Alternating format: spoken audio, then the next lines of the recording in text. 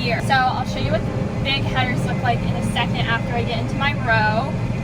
My header is about 30 feet long and the other ones are 45. We were only able to start at it's after lunch because the area we farm in was supposed to get a huge hailstorm last night, but we just got a little bit over. So you wanted the end of the dumping rotation. I kind of like how Dan regulates the speed and stuff to fill up the cars, but it kind of should be like Kate's combine because it's got the shortest header. Right now I just turned on my combine and this is the big header, so we're going to be starting Barley right now. It's a little new at first because this is the challenging one, but you just have to watch out. Barley is like butter to cut. It's absolutely amazing and it goes in so well, but it's absolutely the itchiest if you have to get out and dig your header. I've never had to do that, but I've watched people do it and it is horrible. So we've got the reel bringing the barley in and helping fold it down, and then we're cutting it off. The moisture on the other barley was 16, but this is okay. This is about 12 or 11, I think. It really just comes back to you. I thought I wasn't going to remember, but you do remember. Here's the left side of my header, which I have to line my little yellow stick up with the edge so I don't miss any. And then the right side of my header, and this is where I look to see how high I'm cutting. And that stubble there, that's how high I cut. So you want to not cut too low because you don't want to have to hit any rocks.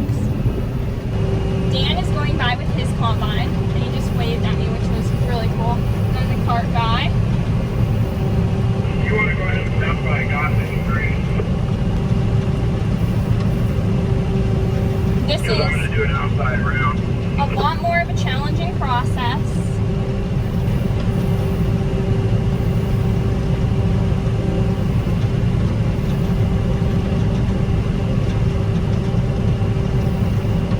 And you can look behind you. You want to make sure you're cutting a straight line for the other combines. Dumping on the go is so challenging with these headers. Not as bad as the 45-foot ones, but you really have to watch. I mean, your combine gets really close to the cart's wheel. Do you have a copy? That's my grandpa. I got a copy. Why don't you meet me at the corner? The headers are challenging on hills because you really have to watch how high you're cutting. I'm going about 1.3 miles an hour. Oops. I missed a little bit far over here. There we go, I got it again. It's okay.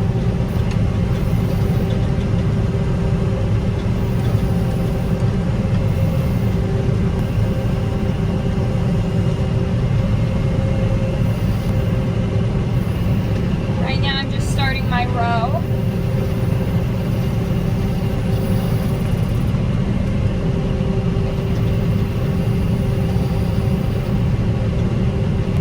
And I have to get my header over to the edge.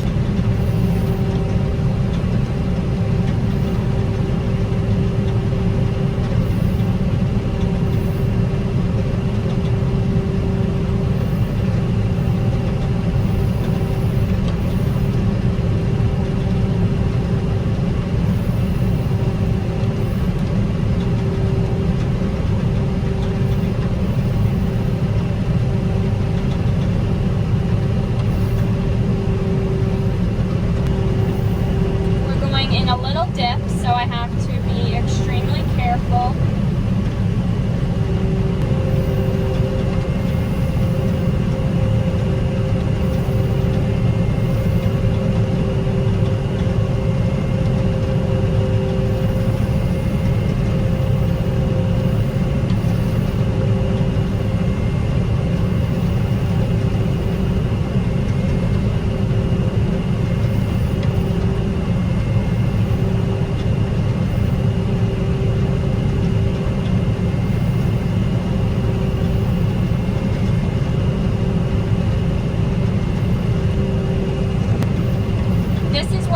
straight cutting, and a lot of times farmers will also straight cut winter wheat and spring wheat, but we usually swath our winter wheat, which is why we were picking it up with the pickup headers.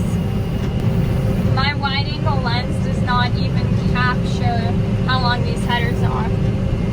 And also, even moving your header around, like moving your combine around and to different fields and things, you have to be really careful you don't hit anything. You not only have to watch to where the edge of your wheel is, you have to watch your header, and when you drive on the road you have to weave in between signs. It's a whole process. It's kind of tricky, but once you understand it, it works out a bit better. Just let my dad by on the corner. Now I'm going to make my corner. I'm going down a little hill, so I'm watching the side out my window to see how high I'm cutting the barley, and also my real height. I'm going to film my first stump on the go with the big headers, and it'll be interesting. I cut right at the edge of the barley so I can maximize how much my combine takes in, although sometimes you're close to missing some, so that's not good. Awesome. When you go get done, finish dumping Kate, go and finish filling Dorothy, and put the rest of that in that red and white one that you're on that side.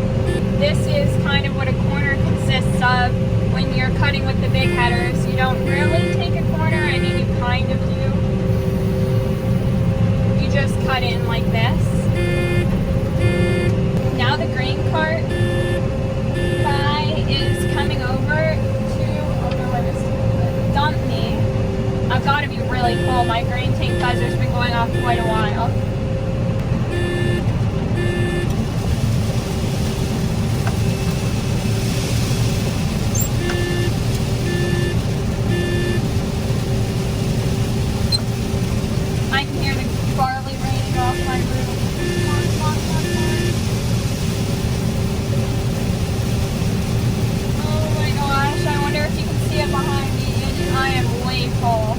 Oh my gosh, it never feels good to have that happen. The grain cart guy just said 1 second, he went like this, so we can line up.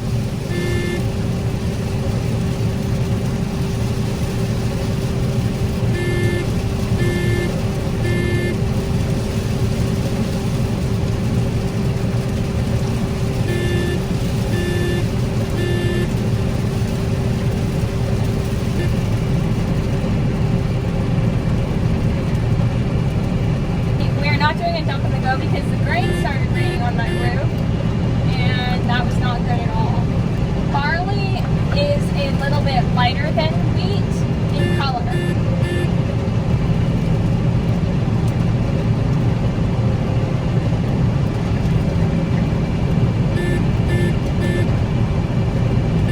The grain cart is going to be plumb full. Alright.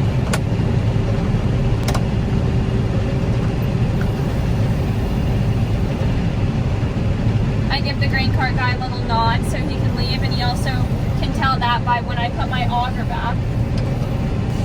I would definitely say the most challenging part of combining is the big headers.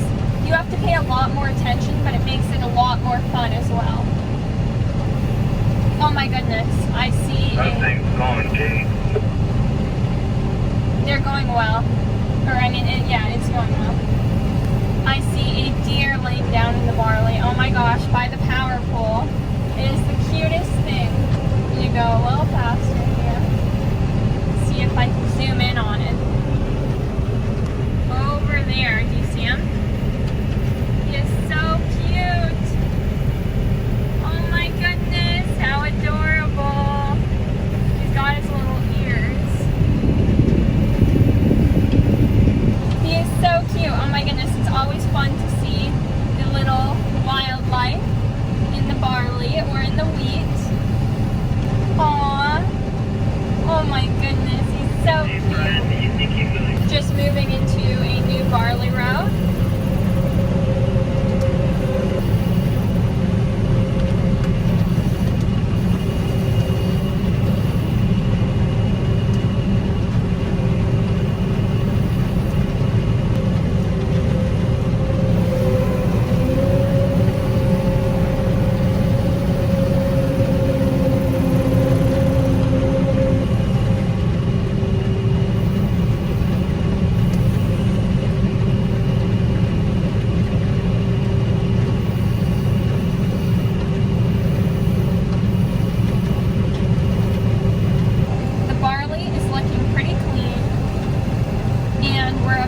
dump on the go with the grain cart. So we're going to try our best to make this as easy as possible. Alright, I'm just pulling up to the grain cart now. We're still moving. Alright, that was successful. And oh my gosh, the wheel is about, like, of the grain cart is about a foot away from my header. It's pretty crazy. A bunch of crazy things happen that I have to catch you up on. You got a copy? He put a different hired man in a combine, and he said, I think I left my gloves over there too, Darcy. If you see him, would you tell him to bring them too? and he said that my combine was leaving a strip of wheat in the middle, and it wasn't. It turns out it was my dad's combine, and he had a rock on it. So anyway, I pulled off, and I went and checked over my combine with Grandpa, and it's all okay. And the little teeth that move on a combine, we call them sections, and none of those were broken. So if you leave barley or a strip of crop, that's usually what's happened, is that you have a broken section. The rock on the header didn't damage anything. Also, we have the hired man here and his combine. I think I'll just actually pull out and go in front. So I'm going to cut out because he probably plugged his header up, but we're not sure.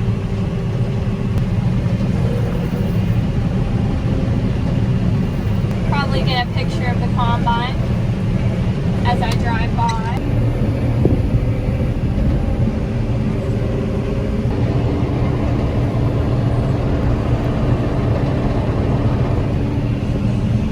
Anyway, so we put our other hired man, Jim, on this combine, and it looks like it's possible that he plugged it up. We're not really sure yet. My dad has to come over and look at it. His cylinder, which is the part that you see in the video where the reel brings the, kind of helps lay the barley in, and the cylinder is the part that moves in, spinning, to take the wheat in the combine, and it's not spinning, and usually that means he plugged it up, but he said he dug it out and it wasn't plugged up. So my dad is going over there to see what happened. It's been very interesting. So my dad, I guess our hired man got the combines mixed up because it wasn't mine leaving the row. You're always checking on either side of your combine if you're getting all the wheat, and that's also how you tell how low you're cutting or how high. But you want to jump before you go and look at this deal with Jim's combine? Going so far back, I'm going to be over there about the time you get to dumping. Just come over to the combine often, I might need some help or something. You always have to pay attention to both sides windows of your combine when straight cutting, not as much to the front, because although you do pay attention maybe as much, not quite though, because you have to watch and make sure your reel is a good speed to help the barley lay in, but you look on either side to make sure that you're not missing a section, because if you're missing one or one broke off, usually because of a rock, you'll see that it's not cutting that strip of barley, and how important each one of those little pieces that move back and forth like this are. You want to cut your crop not too low to the ground, so you avoid as many rocks as you can, but not too high either. Maybe 4 inches off the ground, I would say, maybe a little bit more. Maybe more like 5 inches. It's hard to tell from in here. When the hired man said I was losing the wheat in the middle, which it wasn't me, it was my dad, but I immediately, well, after I got done with my row, I pulled over, and my grandpa was in his pickup in the field, well, parked on the road, because you never want to drive in a barley field, even in the stubble, because it can light your pickup on fire, which is not good at all. Barley, wheat not so much, but barley, oh my goodness, for sure, it will light your pickup on fire. And so he helped me look it over. We didn't find anything, so then I said we didn't find anything, and that's when Jim, our hired man, said he mixed up the combines, which is actually really easy to do because they all look the same until you see who's driving them, and he was kind. I mean, some experts maybe can tell, but I sure can't. I mean, it's just too hard. They're all big green machines, and they all have huge headers and cut lots of barley. Looks like my dad made it over, so they're just gonna check it out. I'll be dumping next, so cart guy's coming to see me. And I'm just starting my next row. I just turned around. You want to start a bit slower so you give your combine time to process. It's been really good so far. I've had lots of successful dumps on the go. Oh my goodness, I forgot how close your header gets to the wheel, so it's been an interesting one. And the 45-foot headers get really close to the wheel. Cart guy just drove by and is watching me. We're going to dump on this other side here because there's a little bit of a turn coming up in the barley field. And then also when you straight cut barley, if say you look off or you're looking over here to check how high you're cutting the stubble and you make a wrong little divot, everyone behind you can see it too, because there will be a little, it won't be cut in a straight line. The barley will be in a little divot form because you want to keep it at the side of your header without missing any pieces over here. It's a really challenging to do, but it's so worth it because I think more of a challenge, the more fun you have, at least for me. And then when you go, the weirdest thing isn't going from pickup headers to straight cutting headers, the big ones. It's going from straight cutting headers to pickup headers. That to me is so hard because it's like, oh my goodness, what do I have to do? And nothing really, comparatively. And also it's so small and it just is so crazy, but it's not hard going from pickup to big headers. Well, it feels a lot more challenging, but going from big headers with the huge challenge to pickup headers is night and day. It is so crazy. I hope they get that combine figured out because now we have 2 combines down because one is my dad is trying to help Jim figure out what's wrong. And so this 9610, I'm telling you, it always works. Even when the wheel falls off, you just give it more power and you're good to go. Although it's not good for it, it'll still work, and that's what's important. I love this combine. It's, oh my goodness, I couldn't think of driving a better one. People talk about wanting the new, all this fancy technology in their combine, but I'm so happy that I don't have that, and so happy to run a combine that just works. It's just so good. I would say it's just the best combine ever. I would go as far to say that because it's just amazing. And although it doesn't have all of the fancy equipment in it, it does its job so well, and sometimes even better than the others. It doesn't cut as much, but it always is cutting, so I bet you it equals out because it just works, and that's what you want. And I love using John Deere combines and equipment as well because we found that it just works really well, and when you need it most. Other people use yellow combine and some use red, which I don't know what brand that is because I'm not very familiar with the other colors. We just use green, and I like the color of green, so I'm kind of happy and I know it works, so that's why I love it. My window's getting a little bit fuller. It looks like it's really dirty here because all of the worst part of the stem, and if any stem and stuff comes in, it always shows up in the window, so don't take that for how clean your weed is. Always make sure to look down in the middle, and especially where you can tell most is when you're dumping, and then you just, as the grain is kind of dwindling down in your tank, you kind of look at it and see, hey, how clean is this? And then you'll be able to tell. My grandpa knows so much about combines, it's insane, and he is used to the ones without the cabs.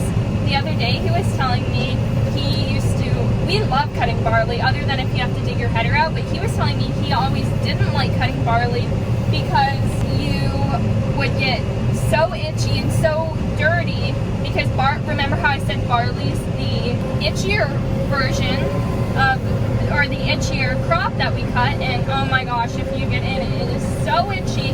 Well, they didn't have cabs on, so they would always have to get all of the barley dust and kind of particles and pieces all over them. I can't even imagine. The cab is so luxurious. My dad feels it's a necessity, not a luxury, but I feel it's more a luxury because I know that my grandpa and great-grandfather even didn't have those, but he still knows everything about the new combines as well, and I love having conversations with him. I can ask him so many questions and he'll always have an answer. Some people get tired of all of my questions, but he never does, and he always has a great time answering me and just discussing, so much as I can, and I have a notebook where I take notes. Grandpa is 93, and he's the most fabulous grandpa ever, and very interesting.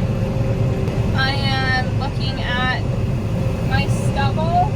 It looks pretty good height. I'm going up a little bit of a hill, so that's when you have to move your header up and down, and not only do you have to move your real height, you just have to make sure you're really careful, because this kind of header, if you are going up a hill and you dig your header into the ground, that would not be good at all, because dirt can plug your header up too. The biggest thing with headers, it doesn't happen much with my header, but it does with our 45-foot headers, is when there's a crease in the hill, so the hill goes like this, kind of like a half moon shape or a U. Your side of your header doesn't pick up the barley, like it doesn't cut the head part off, so it's super tall stubble, and the middle part is digging in the ground and plugging your header up. And I remembered just driving right past my dad last year when that happened, and it's in the barley, so he had to get in the barley and dig his header out. Today I'm wearing a kind of blue top. I actually love this one, and of course you have to look fabulous on Combine. What other way is there to do it? I wouldn't know, because I love looking fabulous on Combine. Chris, you got a copy? Ooh, so that was my dad. So he's obviously needs Chris, my uncle. He needs Uncle Chris, because something's probably wrong with Jim's Combine. My window is now full, but my buzzer hasn't gone off, so car guy got it just right. That's my grandpa asking what's The wrong. center draper belt broke the feed draper to the auger, and it's kind of hung up. There's a plate underneath that could have got bent, and when it started to hit on them plates, we'll have to look at it. I'm going to call and see if they got a draper belt. My dad, when he refers to calling, he's going to call John Deere to see if they have a draper belt, because that's what kind of combines we have, and we always get the mechanics out to fix it, because it's just a waste of time for us to try and do it ourselves. We want to be the most efficient we can with our time. Yeah, go ahead and get hold of Chris. We need to look at that thing, and I'm afraid to let anybody else run this combine. Okay, then while I'm ready, I'll go get hold of Chris. I'm making my turn on my combine, and cart guy is waiting for me. It lined up pretty well, and we're going to have a dump on the go. That signifies that my unloader auger's on, that little beeping. So that if you turn your unloader auger on by accident and pull the wrong button, which I don't know how you could, but if you do, you know it's on, so you're not dumping wheat all over the field if you're not paying attention. No one wants to hit each other. That's just a big catastrophe. If I'm not done dumping, we'll just stop. We have a pole coming, a power line coming up in front of me. Here, I'll show you. Right there. So I definitely am not going to dump during that. Right now I gotta pick up my header. Actually, you know what? I'm just going to, I think I've decided what I'm going to do. I'm going to cut around it, because somebody has to. Yeah, that's what I'll do. I'll cut around it and then kind of go back. Ooh, that was a rock. Goodness. I'll kind of go over here, and then I'll clean up this little part. I'm going to kind of clean up this part here. I won't be able to get all of it, but some of it I will.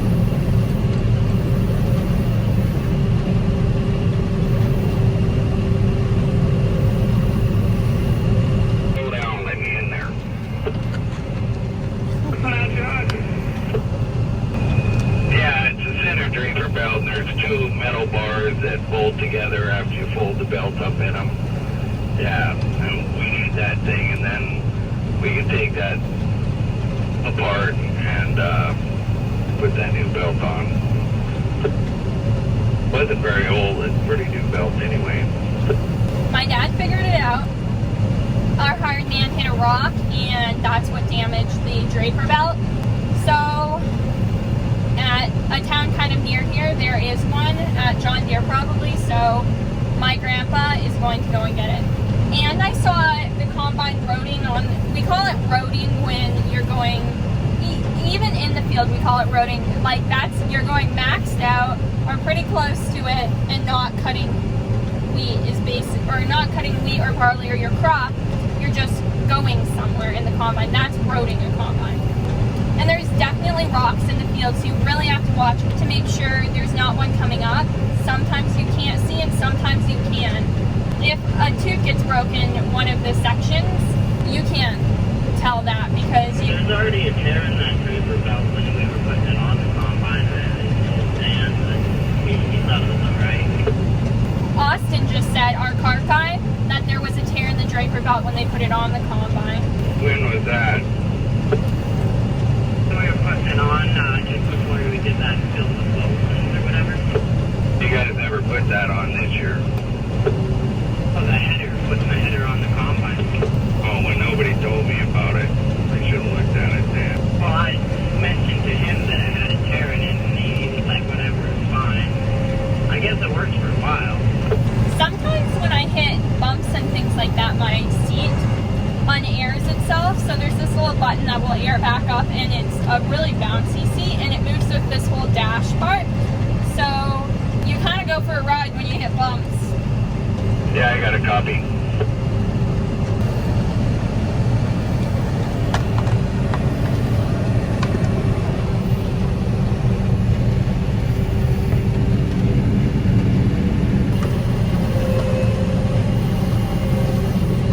My dad just passed me here, or I let him go ahead actually. Here you can see the cart guy just lined up, and you can tell where my row, where the barley is, and how close he is to it.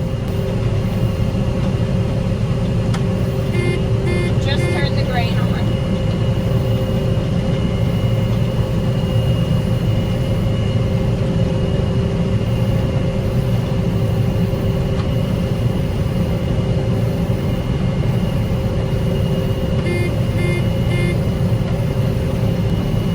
And now you get to see kind of a perspective of what dumping on the go is like, in my view, while cutting barley, straight cutting, and then my dad is in front of me. I'm just finishing up this end row here.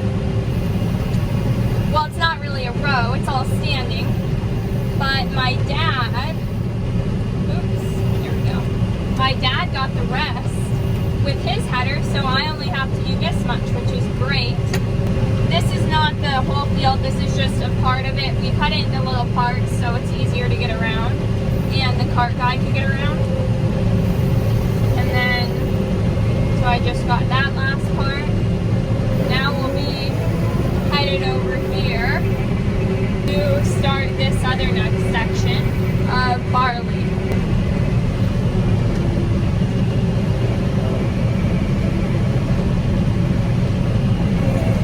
Now I'm going to try and explain something that is really hard, but we'll see if I can get it done.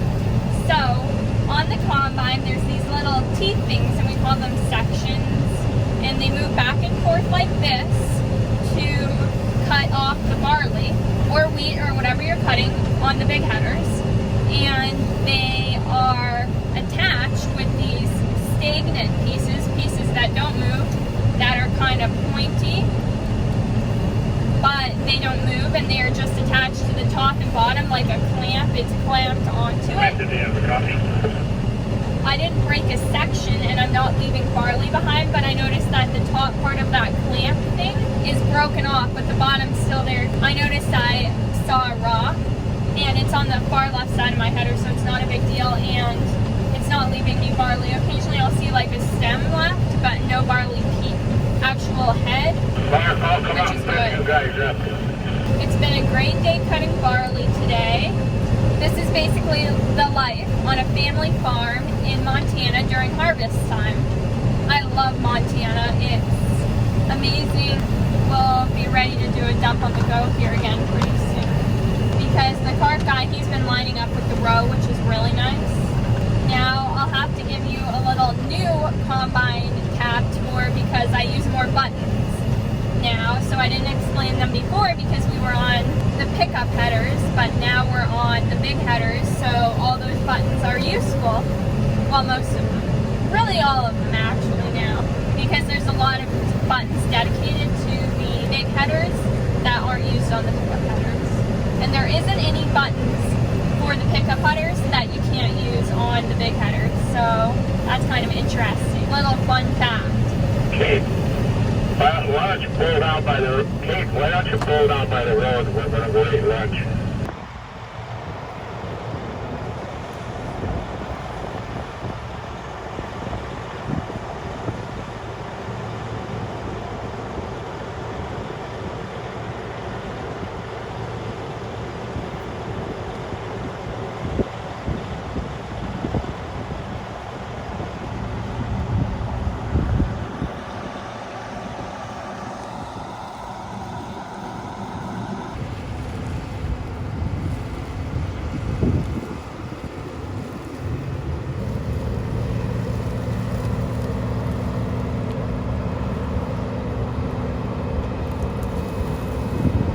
Right now, Uncle Chris is dumping. We just finished the whole entire barley field. Isn't that exciting? So it was a great day of barley harvest, and we already had dinner. That was when my grandpa in the previous clip was saying stop so we can go to lunch, but he meant dinner. And it was a great day. So I thought I'd give you a little bit of a tour of the new buttons I have. I'll put this back in the middle. So this controls the header. It'll either move out, or further in. So this is further in and further out to help get the barley in successfully. This is the speed of, I meant the reel, sorry. This reel part, that's the speed of the reel, putting it in and out. And then this is up, and down for the reel. So those are the buttons, and those are not in use in the pickup headers, which would be this one, and this one. And then all of the other ones are used for pickup header and the big headers. So now I'm about to go dump in the grain cart because Uncle Chris just finished.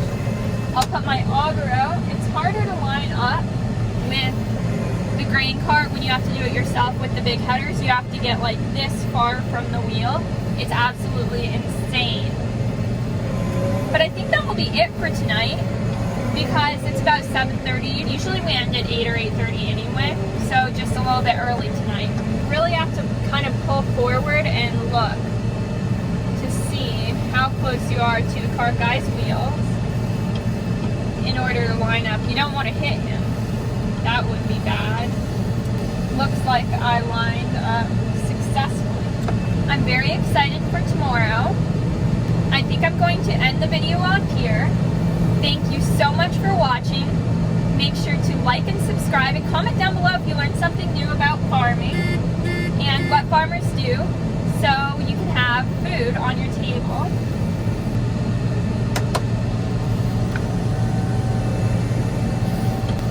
Also follow Kate's Egg on Instagram, that's KATES_AG, and have a terrific day. I'll see you next Wednesday at 11 a.m. Okay, bye!